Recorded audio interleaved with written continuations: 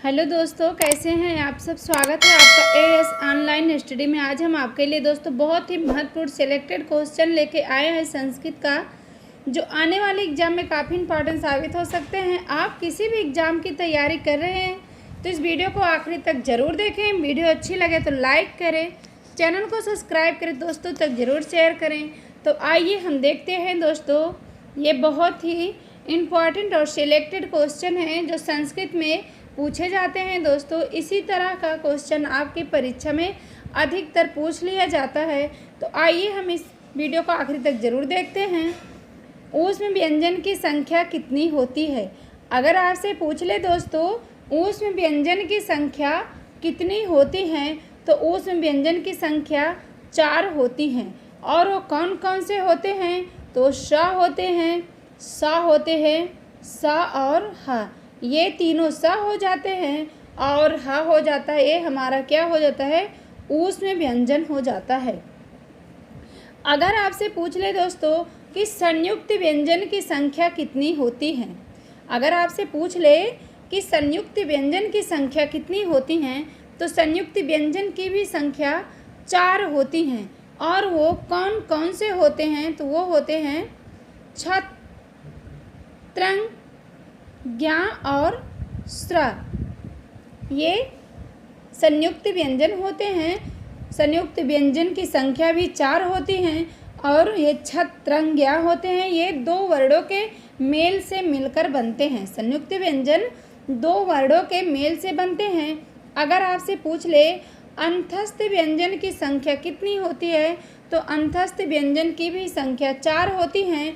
और ये व्यंजन कौन कौन से होते हैं, तो या होते हैं, रा होते हैं, ला होते हैं और वा होते हैं।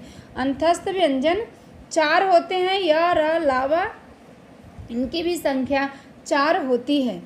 अगर आपसे पूछ ले दोस्तों स्पर्श व्यंजन की संख्या कितनी होती है।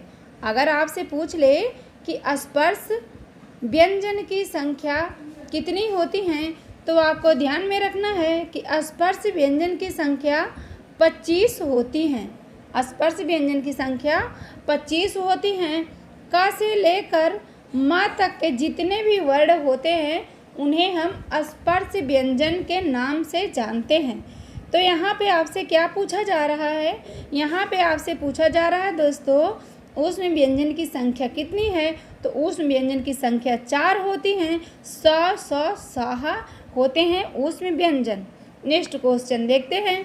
जिन वर्णों के उच्चारण में वायु की रगड़ से उत्पन्न होती है क्या कहलाते हैं, बताइएगा। जिन वर्णों के उच्चारण में वायु की रगड़ से उत्पन्न होती है उसे क्या कहते हैं, तो उसे हम ऊष्म व्यंजन कहते हैं। जैसे स, श, श, वायु की रगड़ से जो उत्पन्न होते हैं वर्ण, उसी को हम क्या कहते हैं, ऊष्म व्यंजन कहते हैं। नेक्स्ट क्वेश्चन देखते हैं। प्रत्याहारों की संख्या कितनी होती है, बताइएगा। अगर आपसे पूछ ले दोस्तों कि प्रत्याहारों की संख्या कितनी होती है, तो 42 होती हैं प्रत्याहारों की संख्या। दोस्तों हमने डिस्क्रिप्शन में अपने चैनल का लिंक दे दिया है, जिस पे आपको हिंदी की संपूर्ण वीडियो उपलब्ध हो जाएगी। अगर आप किसी परीक्षा की तैयारी कर रहे हैं तो अभय स्टडी 1 के नाम से सर्च करिएगा, वहाँ पर आपको हिंदी की संपूर्ण वीडियो उपलब्ध मिलेंगी। नेक्स्ट क्वेश्चन देखते हैं। लट लकार में किस काल का बोध होता है, बताइएगा। लट लकार में किस काल का बोध होता है, तो लट लकार में वर्तमान काल का बोध होता है। दोस्तों ये जितने भी क्वेश्चन लिए गए हैं परीक्षा में पूछे गए क्वेश्चन सिलेक्टेड क्वेश्चन हैं। अगर ये नहीं तो इसी टॉपिक का आपकी परीक्षा में क्वेश्चन पूछे जाते हैं। क्रिया के साथ सीधे संबंध रखने वाले शब्दों को क्या कहा जाता है, बताइएगा। क्रिया के साथ जिसका सीधा संबंध होता है उसे कारक कहा जाता है। संस्कृत में कारक कितने प्रकार के होते हैं, बताइएगा। अगर आपसे पूछ ले कि संस्कृत में कारक कितने प्रकार के होते हैं, तो संस्कृत में कारक 6 प्रकार के होते हैं। ध्यान रखिएगा, मोस्ट इम्पॉर्टेंट क्वेश्चन है, आप चाहिए तो स्क्रीनशॉट भी ले सकते हैं। नेक्स्ट क्वेश्चन देखते हैं। कर्ता कारक में कौन सी विभक्ति प्रयोग होती है, बताइएगा। कर्ता कारक में कौन सी विभक्ति प्रयोग होती है? यहाँ पे प्रथमा होना चाहिए, आप इसको प्रथमा बना लीजिए।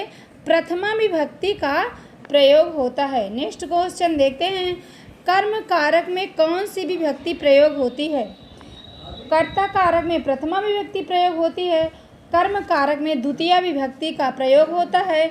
यहाँ पे द्वितीय विभक्ति का प्रयोग होता है। नेक्स्ट क्वेश्चन देखते हैं, अधिकरण कारक में कौन सी विभक्ति होती है?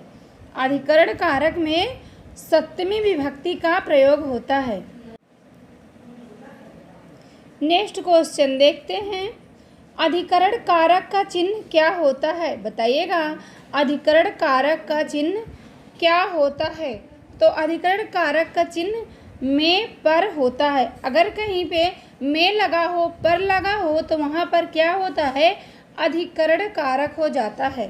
संप्रदान कारक का चिन्ह लिखिए। यहाँ पे आपसे पूछा जा रहा है संप्रदान कारक का चिन्ह क्या होता है?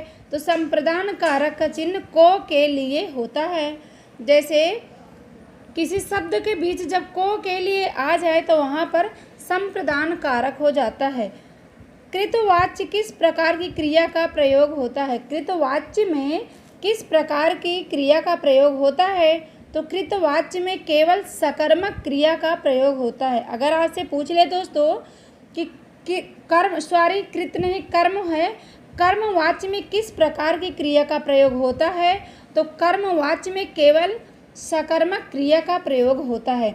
नेक्स्ट क्वेश्चन देखते हैं, भाववाच्य इस प्रकार की क्रिया के वाक्य होते हैं। बताइएगा, भाववाच्य किस प्रकार की क्रिया के वाक्य होते हैं? तो भाववाच्य जितने भी क्रियाएं होती हैं वो क्या होती हैं? अकर्मक क्रियाएं होती हैं। नेक्स्ट क्वेश्चन देखते हैं, आ ई उ ली और री किस प्रत्याहार के अंतर्गत आते हैं? आ ई उ ली और री किस प्रत्याहार के अंतर्गत आते हैं? तो ये अक प्रत्याहार के अंतर्गत आते हैं। नेक्स्ट क्वेश्चन देखते हैं, अंत्यस्थ व्यंजन की संख्या कितनी होती है? बताइएगा, हमने वहाँ पे आपको बताया था अंत्यस्थ व्यंजन की संख्या 4 होती हैं। और वो कौन कौन से होते हैं अंत्यस्थ व्यंजन? तो या, रा, ला, व ये हमारे क्या हो जाते हैं? अंत्यस्थ व्यंजन हो जाते हैं। संधि के कितने भेद होते हैं? तो संधि के 3 भेद होते हैं। संधि के कितने भेद होते हैं? तो 3 भेद होते हैं। महाभाष्य की रचना किसने की है? बताइएगा, महाभाष्य की रचना किसने की है? तो महाभाष्य की रचना पतंजलि ने की है। त्रिपादी महाभाष्य दीपिका की रचना किसने की है? तो भर्तृहरि ने की है। नेक्स्ट क्वेश्चन देखते हैं। दोस्तों, अगर वीडियो अच्छी लगे तो लाइक करें, चैनल को सब्सक्राइब करें, दोस्तों तक जरूर शेयर करें। सिद्धांत कौमुदी की रचना किसने की है? बताइएगा, सिद्धांत कौमुदी की रचना किसने की है? भट्टोदीक्षित। अभिज्ञान शाकुंतलम किसकी रचना है? तो अभिज्ञान शाकुंतलम कालिदास की रचना है। लघु सिद्धांत कौमुदी किसकी रचना है? तो भरद्वाज की लघु सिद्धांत कौमुदी रचना है। नेक्स्ट क्वेश्चन देखते हैं, भारत का सबसे प्राचीन ग्रंथ कौन सा है? बताइएगा, भारत का सबसे प्राचीन ग्रंथ वेद होता है। कृतवाच्य किस प्रकार की क्रियाओं के वाक्य होते हैं? तो कृतवाच्य सकर्मक और अकर्मक क्रिया का वाक्य होता है। सकर्मक और अकर्मक दोनों होते हैं। 10 कुमार चरितम किसने रचना किसने दी है? तो 10 कुमार की रचना दंडी ने दी है। नेक्स्ट क्वेश्चन देखते हैं, सबसे प्राचीन वेद कौन सा है? बताइएगा, सबसे प्राचीन वेद कौन सा है? मोस्ट इम्पॉर्टेंट है। इस सब परीक्षाओं में अधिकतर पूछ लिया जाता है कि सबसे प्राचीन वेद कौन सा है? तो सबसे प्राचीन वेद ऋग्वेद हो जाता है। प्रसिद्ध गायत्री मंत्र किस वेद में है? बताइएगा, प्रसिद्ध गायत्री मंत्र ऋग्वेद में है। सबसे प्राचीन वेद कौन सा है? तो ऋग्वेद है। सब प्रसिद्ध गायत्री मंत्र किस में है? तो ऋग्वेद में है। नेक्स्ट क्वेश्चन देखते हैं, लट लकार किस काल को दर्शाता है? बताइएगा, लट लकार भूतकाल को दर्शाता है। नेक्स्ट क्वेश्चन देखते हैं, अष्टाध्यायी के लेखक कौन है? बताइएगा, अष्टाध्यायी के लेखक कौन है? तो तो अष्टाध्यायी के लेखक पाणिनि हो जाते हैं। सबसे प्राचीन एवं प्रामाणिक पुराण कौन सा है, बताइएगा। सबसे प्राचीन एवं प्रामाणिक पुराण कौन सा है, तो मत्स्य पुराण हो जाता है। प्रसिद्ध पुस्तक राजतरंगिणी के रचनाकार कौन है, प्रसिद्ध पुस्तक राजतरंगिणी के रचनाकार कौन है, तो राजतरंगिणी के रचनाकार कल्हड़ हो जाते हैं। विद्यार्थी में कौन सी संधि होगी, बताइएगा। विद्यार्थी में कौन सी संधि होगी, तो यहाँ पर दीर्घ संधि हो जाएगी, क्योंकि हमने आपको बताया था जब बीच में बड़ा आ जाए तो वहाँ पर क्या हो जाता है, दीर्घ संधि हो जाता है। तो यहाँ पर दीर्घ संधि हो गई है। आ प्लस ई मिलकर क्या बनता है, बताइएगा। आ और ई मिलकर ए बनते हैं, क्या बनते हैं, तो ए बन जाते हैं। तो यहाँ पर ऑप्शन क्या होगा, आ और ई मिलकर ए बन जाते हैं। बस दोस्तों, आज हम वीडियो को यहीं पे समाप्त करते हैं।